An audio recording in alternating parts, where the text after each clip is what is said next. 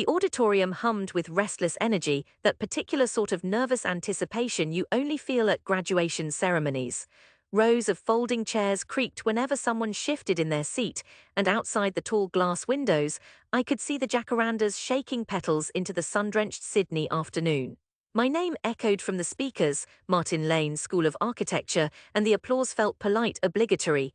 I straightened my tie, a navy blue thing borrowed from my father, and climbed the steps toward the lectern, clutching my speech in both trembling hands. It had taken me days to write it, peeling back layer after layer of words until I reached the nerve. I decided to say what I truly felt for once. I approached the microphone and glanced down at the front row where my family sat.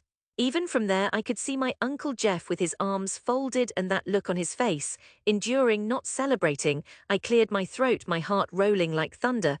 Thank you, everyone. 4 years ago, I was that strange kid at family barbecues sketching bridges on paper plates while everyone else watched the game. My uncle asked me why anyone would bother designing a footbridge when blokes in high-vis could just pour some concrete and get it over with. A few people chuckled, and I tried to meet Jeff's eye, but he looked sharply down, jaw clenched.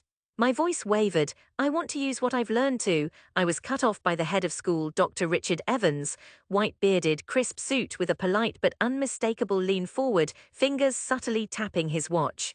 Let's keep things moving, Martin, thank you. If you could. He reached past, and the polite applause returned as if on cue. I fumbled my speech, smile freezing, and shuffled away from the microphone. My ears burned as I stepped off the stage. Someone muttered, "Should have kept it short, mate," and a ripple of laughter ran down the line of seats. The afternoon moved on, relentless. Cameras flashed. Mortarboards sailed, black confetti against the blue. When it was over, I searched the crowd for my family. They were easy to spot, clustered near the exit, standing awkwardly in stiff clusters like penguins on ice. I made my way over. Geoff was, as always, the first to speak. "You nearly put your old man to sleep up there, Martin," he grinned, elbowing Dad, who gave his own practiced, silent smile. "Guess you'll be designing dog kennels till you're 40, eh?" I forced a laugh, the echo hollow in my chest. "Aren't you meant to be happy today?" my sister piped up, snapping a quick photo. I shrugged. "I am. Guess I just wanted to thank everyone properly." Mum fussed with my gown, smoothing imaginary wrinkles. "You know what your uncle means, love. It's good to have ambitions, but sometimes we all have to come back to earth. Why not talk to George at the council? He can get you an office job, maybe arrange." "I don't want to work for the council," I replied, voice firmer than I intended. "I want to design something new. Something real."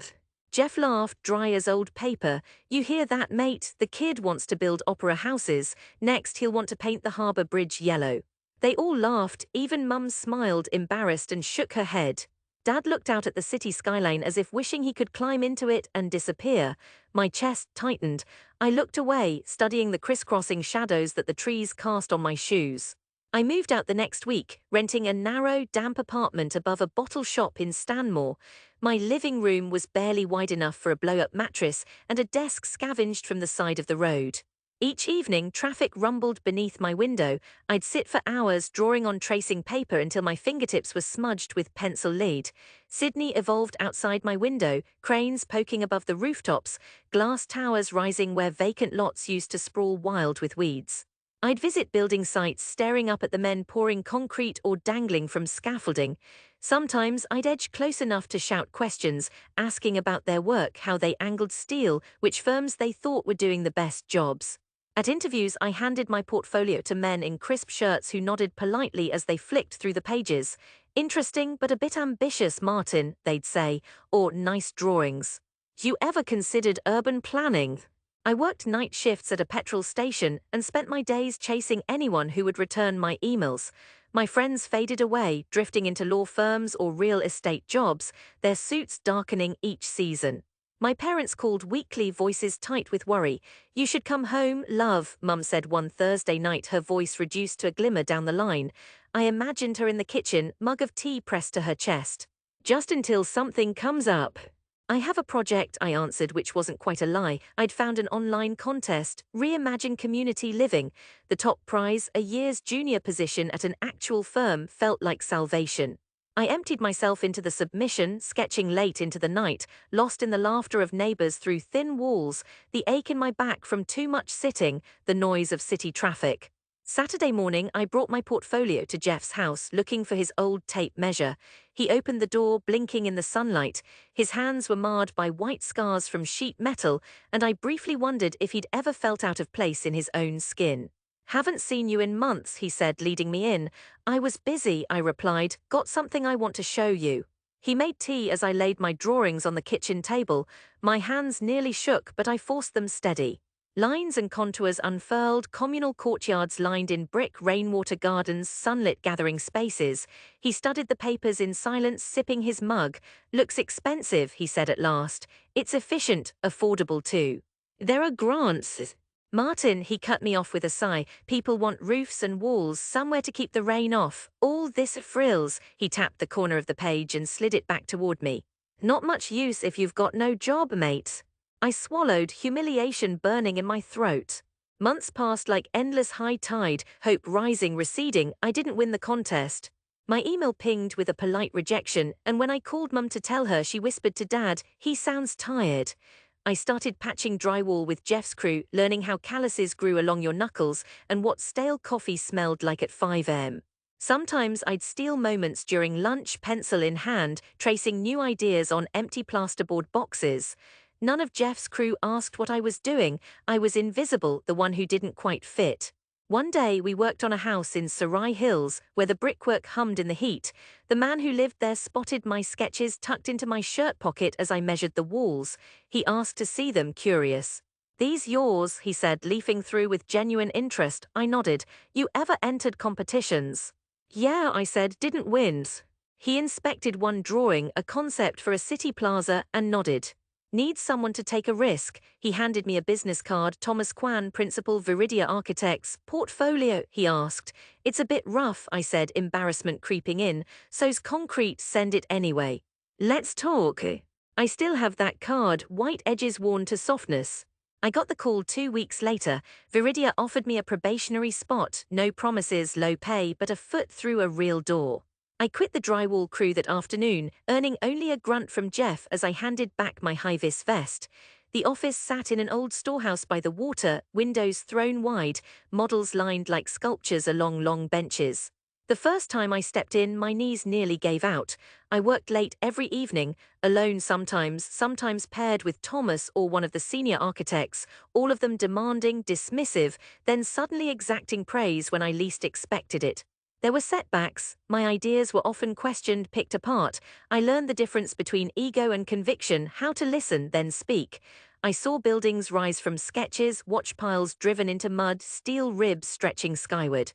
3 years passed. I clawed my way from junior draftsman to project architect, always certain somewhere deep down that Viridia could fire me at the flicker of a mistake. But I stayed, I learned, the city stretched and flexed. Entire neighborhoods transformed around me. Then came the competition that changed me. The city council wanted a new public library, something iconic, a structure that could anchor a patch of land at the intersection of 3 vulnerable communities. Viridia put me on the team, and Thomas pointed at me with a solemnity I'd never seen before. "You lead the design, Martin." I barely slept those weeks. I wandered through the district at dawn, noticing how the light touched each battered facade, sat in playgrounds as children played. I listened at community meetings to fears about gentrification, about erasure, about hope. The design became a living thing, a sloping roof filtering sunlight, layered reading terraces open to the breeze, a wall of recycled glass rendered blue by the afternoon sky. "You think they'll pick us?" I asked Thomas the day we submitted. "You never know," he replied, but there was a softness at the corners of his eyes. When the news came, a single-line email from the council secretary, I sat alone in my flat and cried, body shaking as if a fever had finally broken. The library was ours. My design would stand in the city I loved, a clear answer to every time I'd been told it was impossible. The months that followed were a flurry of site visits, council meetings, endless revisions. My face appeared in local newspapers and once late on the evening news. Thomas laughed and told me to get a nicer suit. I called my parents, asked them to come see the groundbreaking. I even rang Geoff, who grunted and said, "I'll see what I can do." The morning of the event was crisp, the city gleaming with the threat of rain. Concrete had poured for the foundation.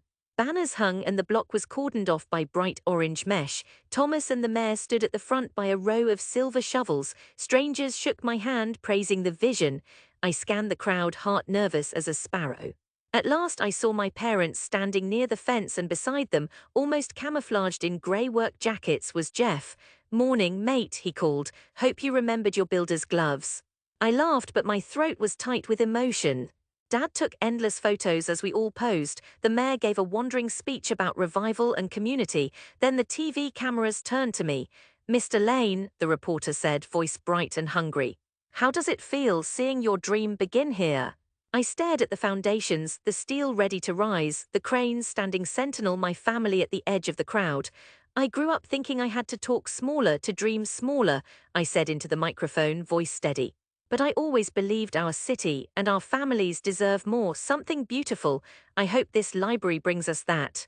The applause was not polite, it was loud, filling the morning air. After the speeches, I toured the site with my family. Mum cried, hugging me so hard I lost my breath. Dad nodded, eyes shining, saying only, "Well done, son." My sister jabbered to her phone, showing her friends on FaceTime. "That's my brother's building." We reached the edge of the pit where the floors would rise. Geoff lagged behind, hands tangled in his pockets. At last he looked at me, eyes narrowed against the sunlight. "So this is real then," he said quietly, not quite meeting my gaze. "It's real," I replied. He kicked the dirt, then looked up, lips twitching. "Not bad for a bloke who nearly put me to sleep at graduation, eh?" I grinned, unsure if I wanted to laugh or cry.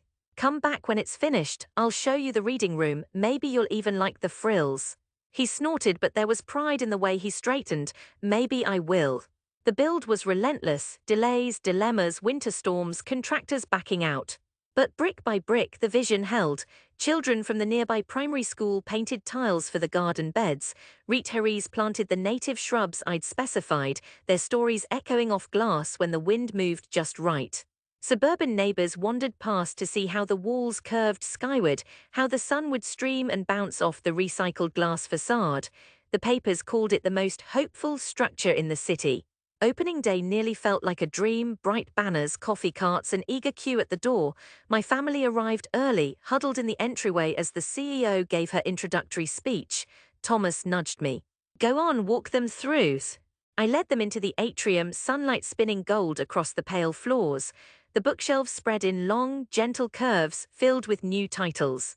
Windows stretched overhead, framing the city skyline in dazzling blue. Kids dashed between book stacks, their laughter echoing. Geoff wandered to a quiet alcove, ran his hand along the brickwork, his face unreadable. "It's beautiful," Mum whispered, tears standing in her eyes. Dad just shook his head in wonder, hands shaking as he tried to capture the view with his old camera. My sister grinned, nudging me. "Told you you'd do it," she mouthed. For a moment I just stood in that space, taking it all in, the light, the noise, the proof. Geoff walked back over, hands in his pockets, staring at the ceiling. "So this roof thing," he began, clearing his throat. "You came up with that?" "Yes." Silence, then quietly, "Never thought I'd say it, but it's something. Wish I'd believed in it earlier." I met his eyes, steady now. "Maybe you just had to see it." Weeks later, I'd visit in the evenings after closing, wandering the garden beds, reading the notes from visitors pinned to the message wall. Sometimes I'd spot an old neighbor or one of Geoff's crew ambling through with their kids. More than once, Geoff showed up at dusk, pressing his palms into the stone as if checking if it was real. I understood then. Success isn't only built in tall towers or by applause. It's in the quiet return, the way people who doubted you stand beneath your work and for a moment let themselves believe. It's in the hurt you carry forward, softened by dignity, allowed to shine. It's in coming home, not to boast, but to invite those who never quite saw you to see at last what you always knew, even when they didn't.